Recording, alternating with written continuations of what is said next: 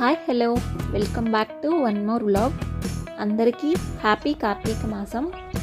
కార్తీక మాసం అంటే వనభోజనాలు. ఇక్కడ మామిడి తోటకైతే వచ్చాము.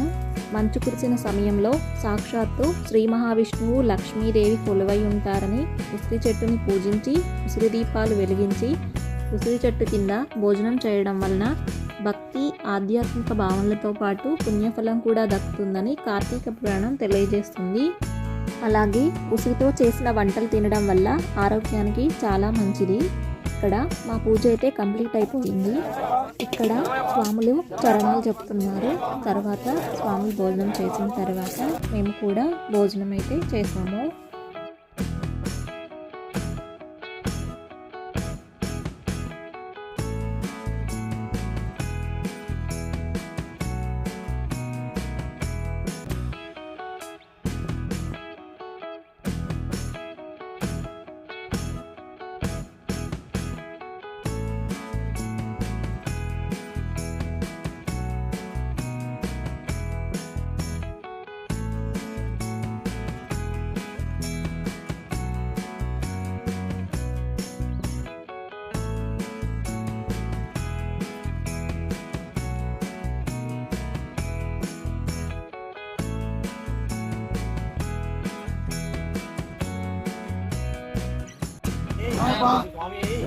అన్నదాన ప్రభువే అన్నదాన ప్రభువే అన్నదాన ప్రభువే